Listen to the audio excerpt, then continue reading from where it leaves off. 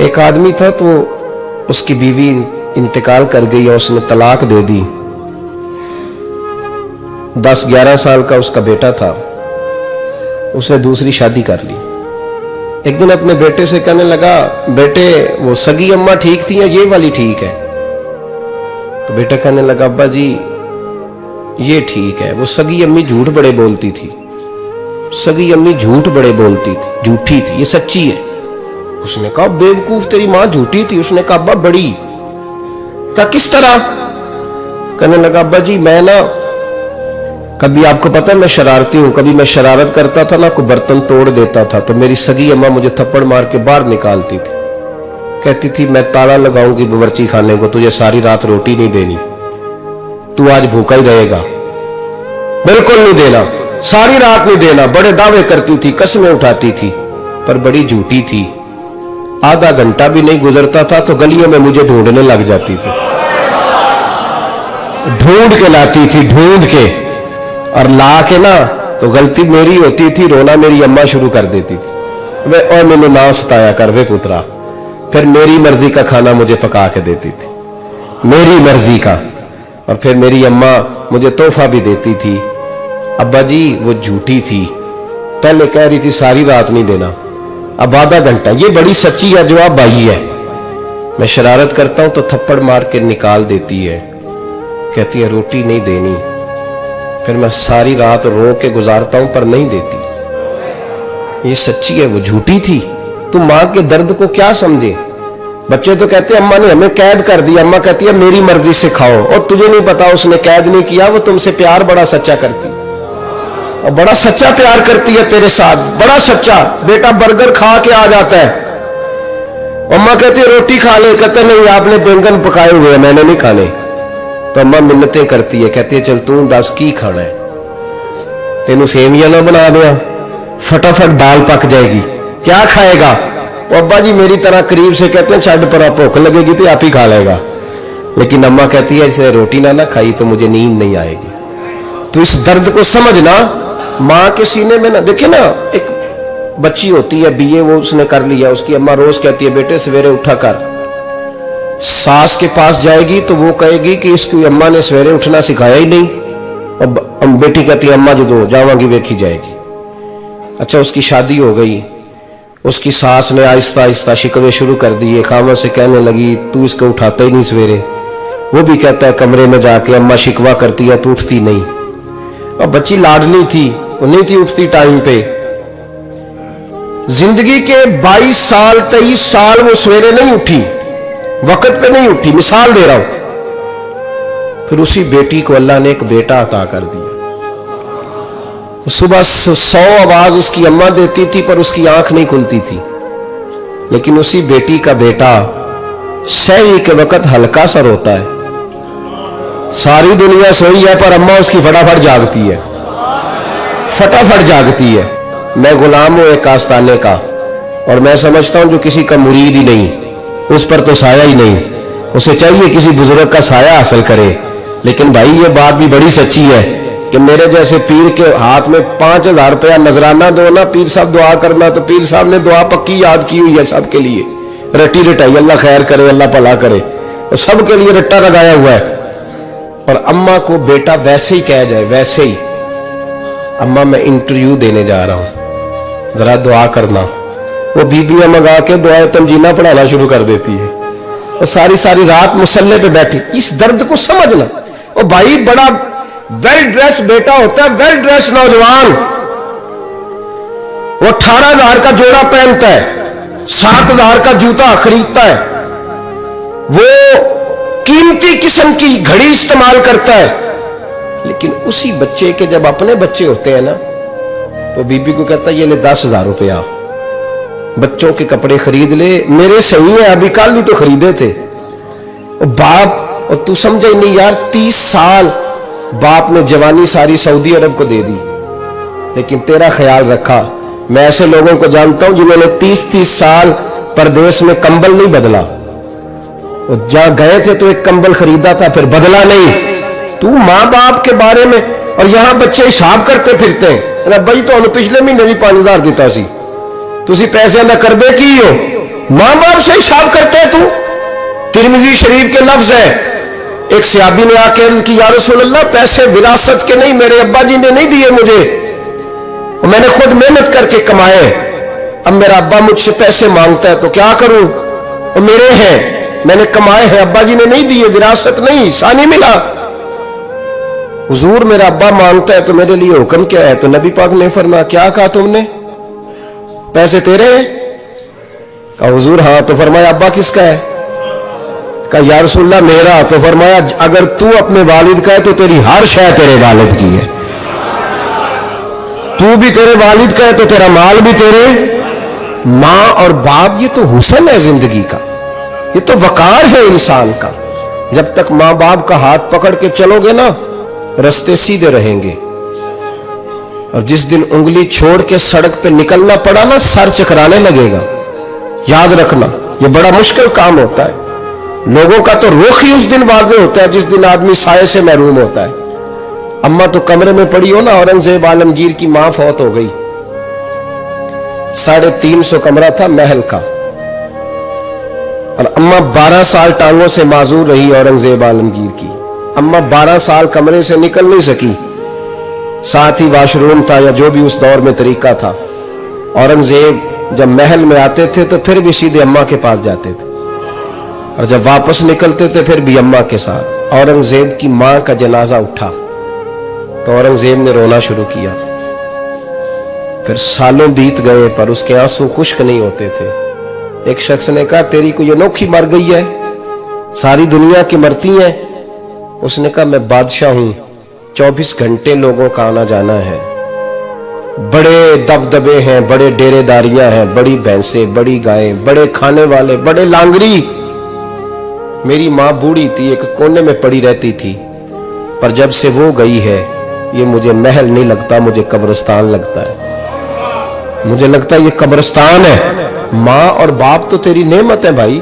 हम बच्चे, हमारे आजकल के बच्चों ने एक मसला बड़ा पक्का याद कर लिया, कहते मौलाना पीर साहब पसंद की शादी करना जायज नहीं। मैं कहता हूं साहब और भी बड़ी चीजें जायज है, तो वे की शायद जायज रह गई है। रसूल पाक सल्लल्लाहु अलैहि वसल्लम सिवाय अल्लाह के किसी के पाबंद नहीं, किसी के पाबंद नहीं। पर जनाब सैयदा खतीजतुल कुबरा रदी अल्लाह तआला अन्हा ने पैगामे निकाह दिया, या रसूलल्लाह मैं शादी करना चाहती हूँ, हुजूर किसी के पाबंद नहीं। पर मेरे महबूब ने फरमाया मेरा चचा मेरे वालिद की जगह है, मैं अपने चाचा से पूछ के तुम्हें जवाब दूंगा। यह है पसंद की शादी जो मेरे नबी ने बयान फरमाई है।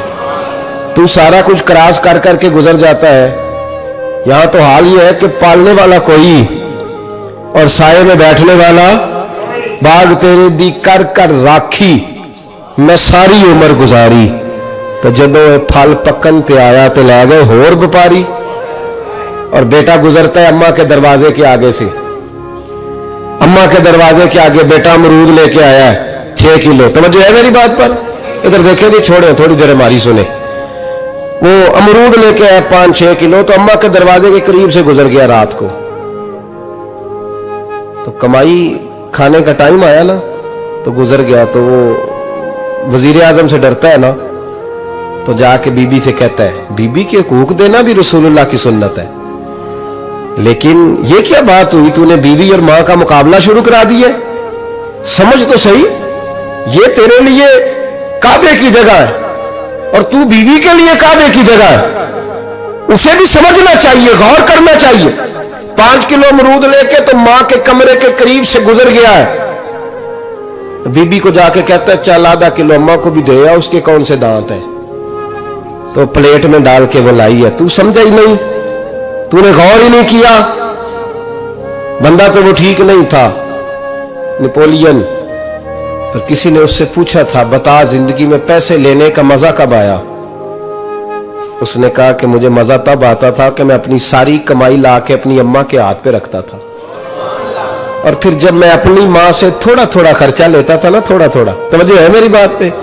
अम्मा जी 10 रुपए दे आज, कहते जब मैं थोड़ा थोड़ा खर्चा लेता था ना, तो मुझे यूं लगता था जैसे मैं बादशाह वक्त के सामने खड़ा हूं और वो खजाने का मुंह खोल खोल के मुझे देता जा रहा है।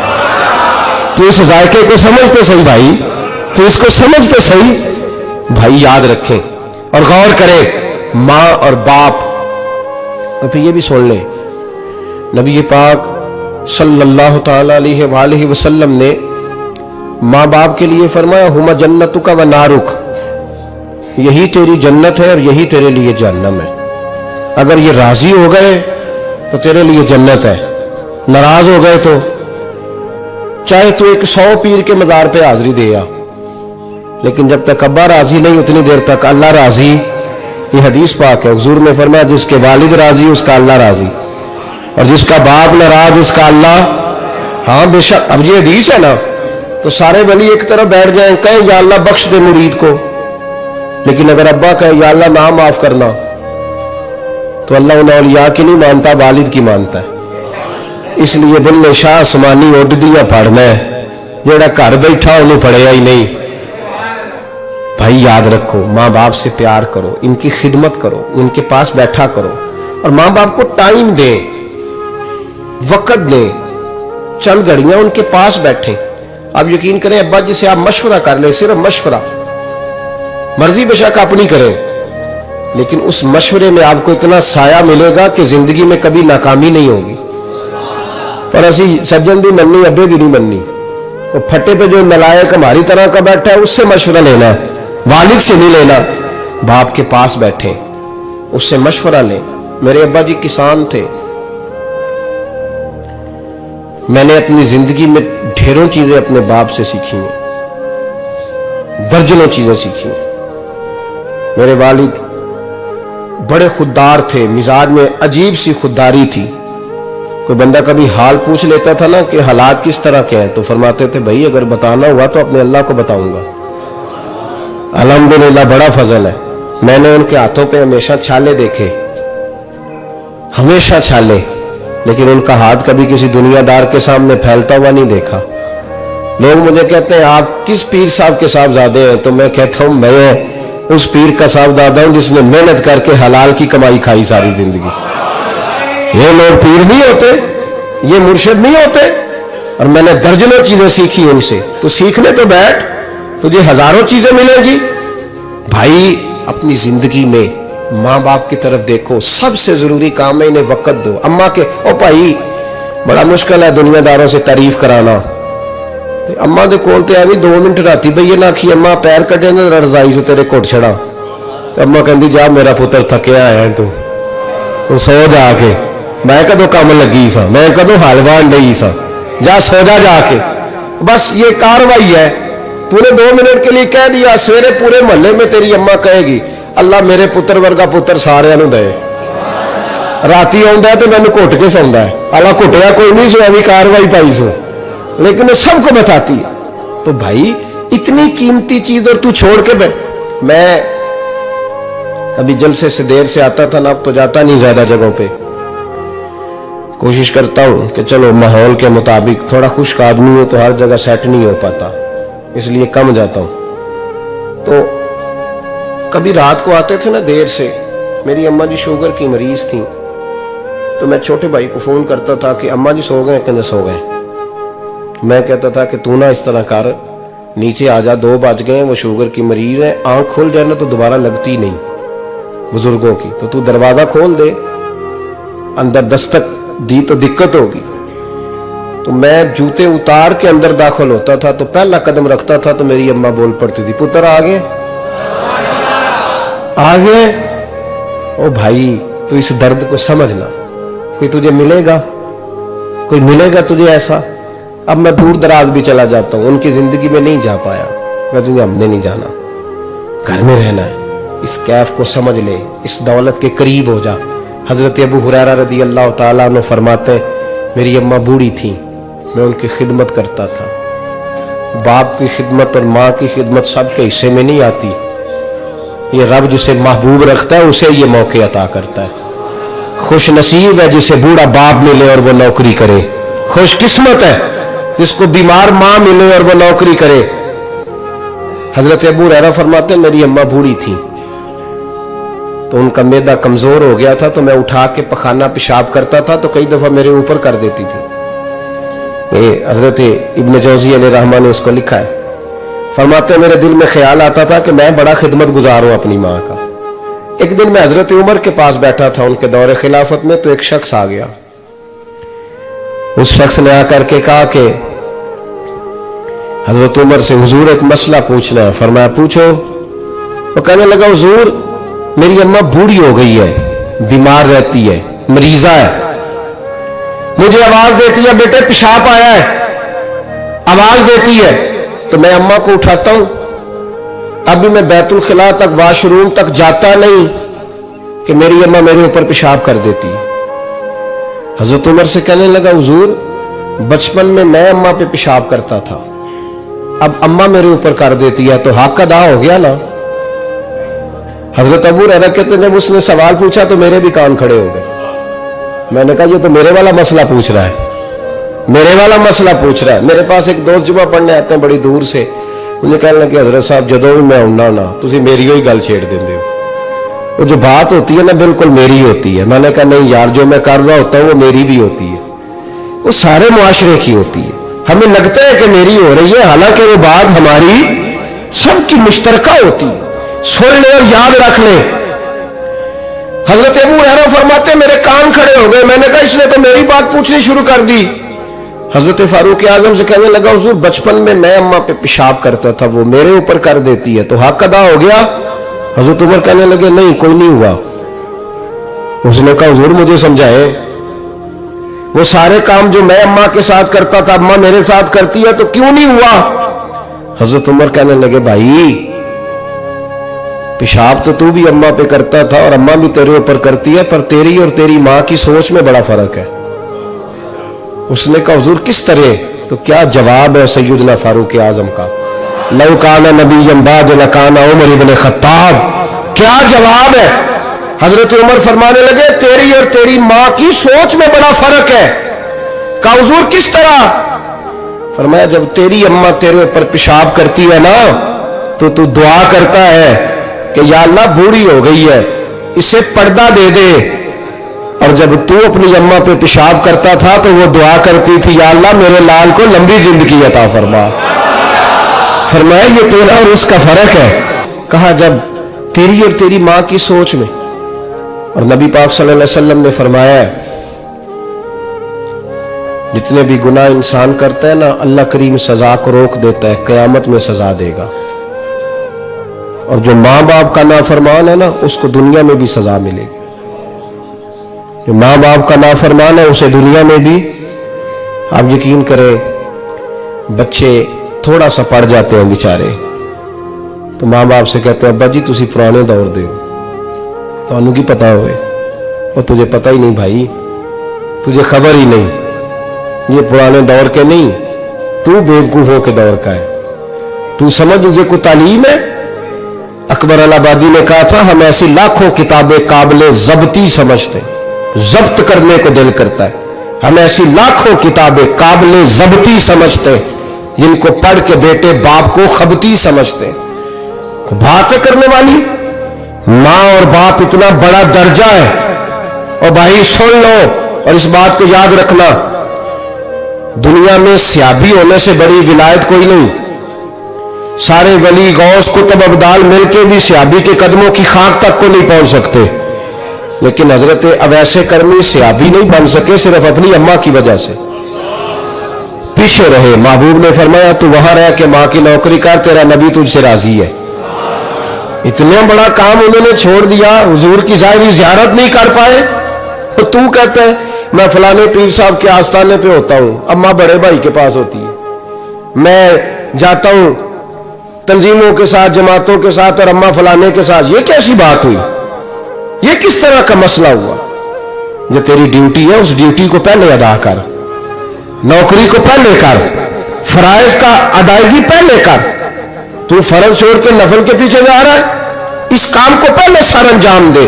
میرے نبی پاک صلی اللہ علیہ وسلم نے فرمایا والدین کے نافرمان کو دنیا میں سزا ملتی